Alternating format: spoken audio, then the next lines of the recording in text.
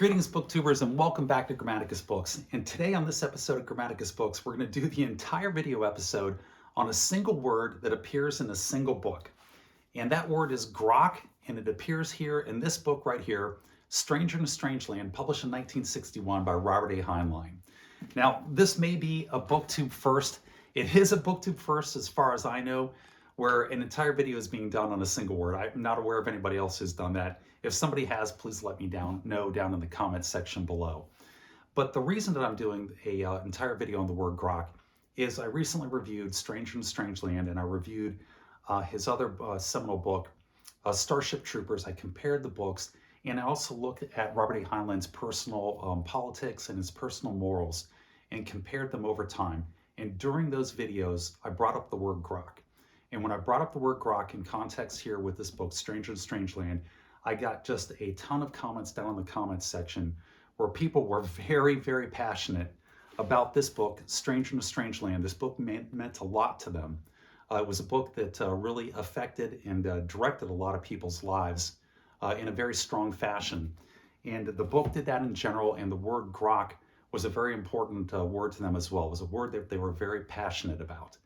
So I started thinking about the word, started thinking about the effect that it had, how it drove the central theme in the book, and decided it was a really good word to take a look at here on BookTube and see why it worked, how it worked, and what its influence has been inside of the novel and outside of the novel, because this is one of those rare instances where you have a work of fiction where something inside of that work of fiction has gained so much traction that it jumps the bounds of the books and then works its way outside into the larger society. And this is certainly the case with Grok and Stranger in a Strange Land. So let's take a look at it. So what is grok? Grok is a four-letter word, G-R-O-K. It's not a human word, it's a Martian word. And its its first definition in the Webster's Merriam Dictionary, if it was in there, you would have definition number 1, and you have 2, 3, and 4, because it has other uses that it gets used as here in the book, and we'll go into those. But its first and primary definition is a deep, thorough understanding of whatever subject or whatever person that it is that you're looking at and contemplating. And when I say a deep understanding, I'm talking understanding it down to the molecular level. That's how thoroughly we're talking about understanding this subject or whatever it is that you're focusing upon. An understanding beyond the rationale or the ability to conceive it in the human language, because this is a Martian word. And it is sort of core to the central theme that drives this New Age novel here by Robert A. Heinlein on New Age living, free love, and communalism, which is what this book really is about. And it's coming in here in 1961, right at the start of the Flower Power movement. Robert A. Heinlein's living out in California, Timothy Leary, that whole movement is taking place, and this book sort of becomes the Bible of it, and the word grok becomes one of the slang words, the in words that drives that movement. So why does Heinlein need this new word grok? He has to have this concept because he has to have a central theme, a central agency in order to drive the theme of his plot forward.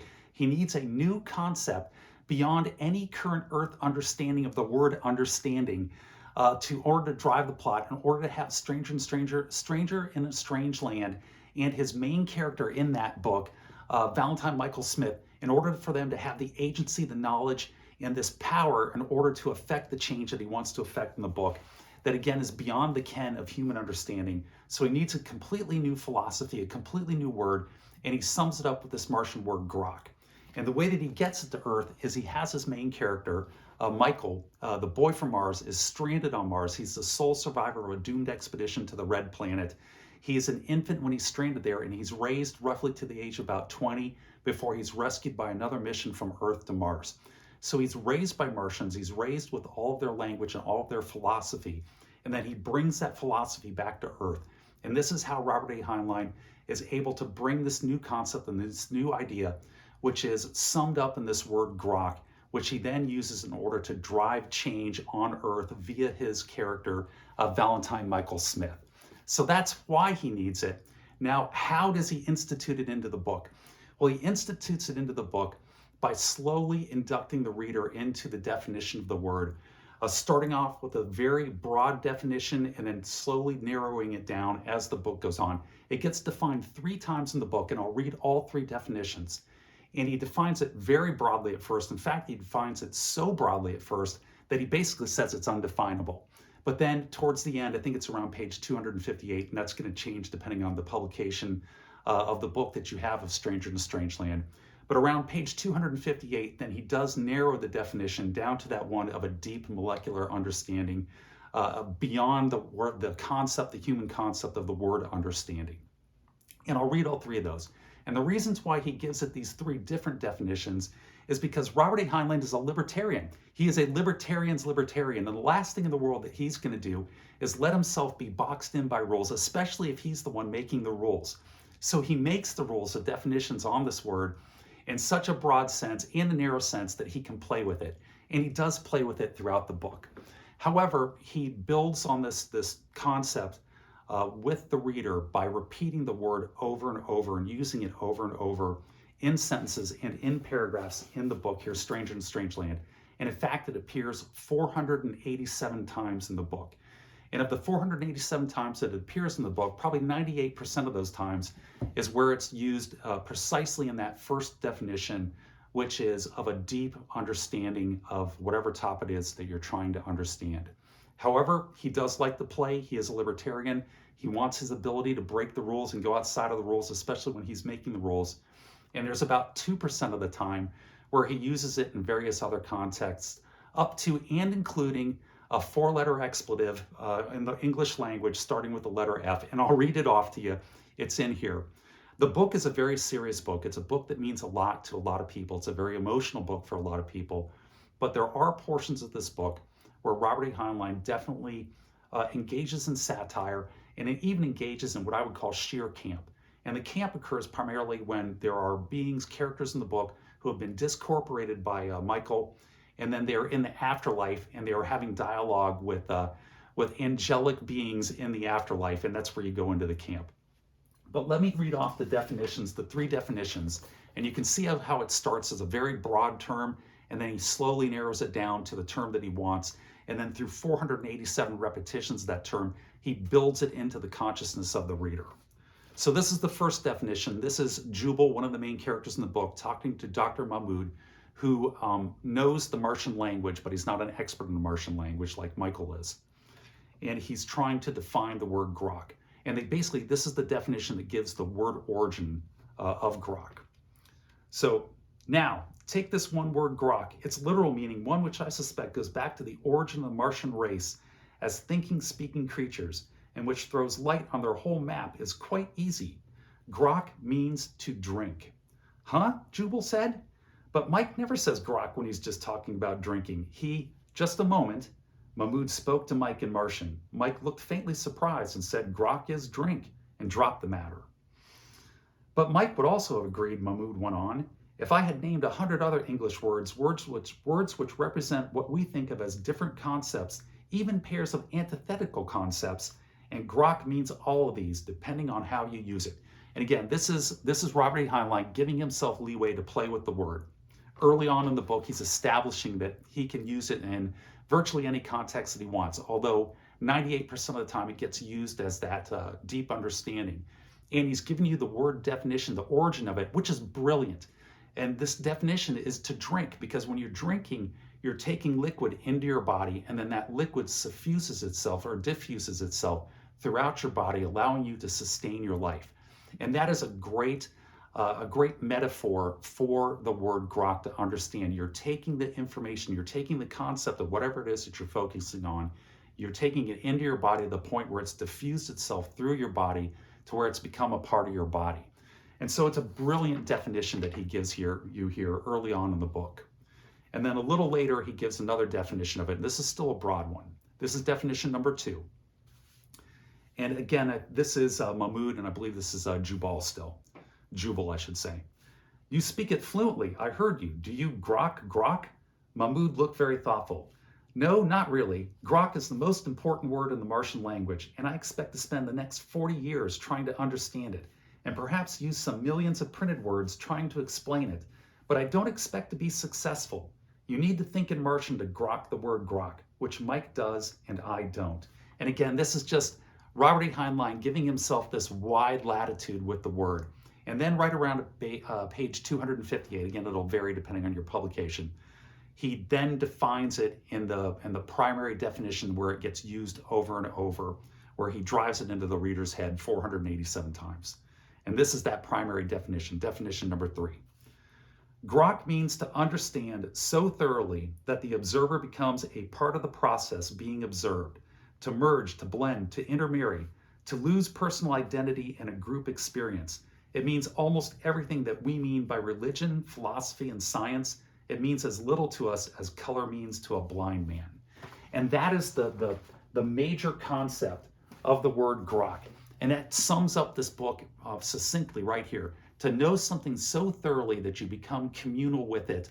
And that, again, diffuses any type of conflict and brings about this better earth, this better society, and better understanding among people, which is really the central and core idea of this book here, Stranger in a Strange Land.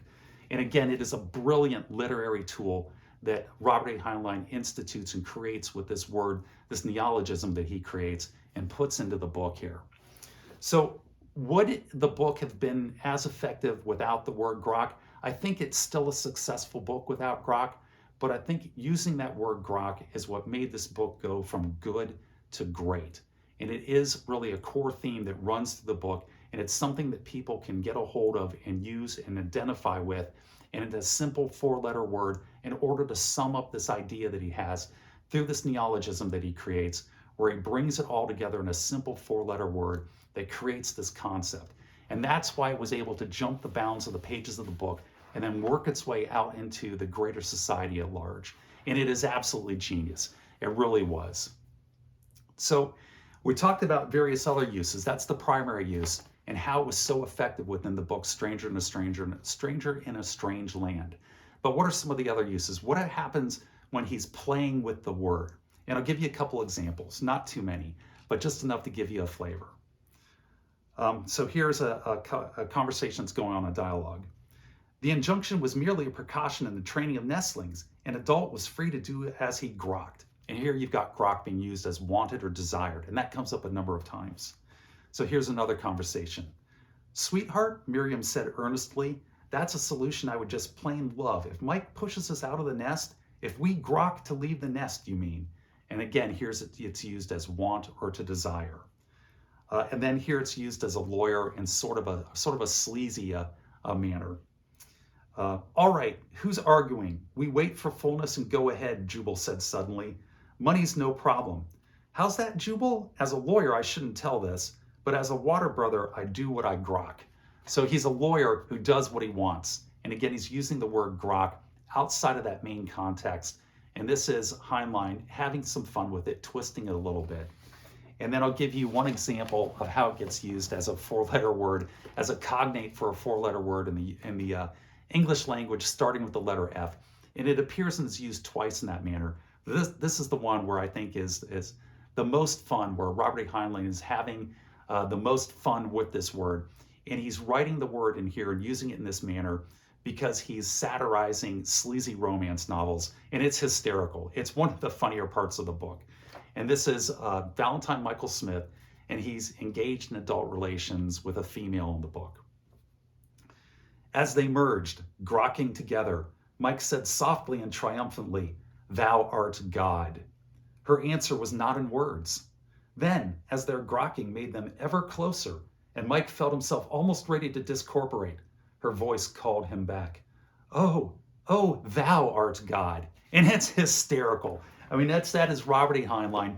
He was a master of satire. He was a master of important and serious prose, but he also knew how to use satire perfectly. And it's a perfect example of him taking that word, taking a little twist on it, and taking a jab at sleazy romance novels inside of Stranger in a Strange Land, and it works perfectly there. So what was the influence of this word in the book and outside of the book? I think we've already demonstrated it had an immense influence in making this book as effective as it was. It was a brilliant literary device, a brilliant literary tool that Robert A. Heinlein created in order to bring this book together and make it really drive forward and bring it home. But it also jumped outside of the bounds of the book, and it worked its way out into common usage, particularly among the flower power child movement there in the 1960s. And it was a word that was in common usage in the 1960s and through the 1970s. And with all slang words, you have sort of a bell-shaped life curve with it. And it reached its peak there in the mid to late 1960s, and then it dropped off and disappeared. But it still lives on today. Surprisingly, the word grok is still in usage today in the year 2024. It's had that much resonance, it's had that much impact within society here in the United States and the world abroad. It, in fact, is the name of a programming language that was created by Rick Holt. And he created the programming language and he named it Grok. And I think this is a brilliant use of it, to name a programming language where you define things and create things and then call it Grok. And then more recently, it has been the name that has been designated for the new XAI chatbot created by Elon Musk for X, formerly known as Twitter, that is going to be Twitter's answer to ChatGPT. And they've named it Grok. And they're giving it a sense of humor, which is just excellent because Robert A. Heinlein definitely had a sense of humor. So hopefully that will take off and it will live on. And we will have Grok and Robert A. Heinlein and his legacy still being imprinted here on society in the year 2024. So in conclusion, this is a brilliant book. It's a book that means a lot to a lot of people. And the word Grok was a brilliant tool that really brought it home. And I think that without the word Grok in this book would not have had nearly as big an impact as it did literarily and outside in common usage and in common society outside of the literary world. And it really is a wonderful word that just made this book the special book that it is for so many people. But that's it. I've been going on long enough. My voice is starting to go. So this is Grammaticus saying, take care, be safe, and I will grok with you guys next time.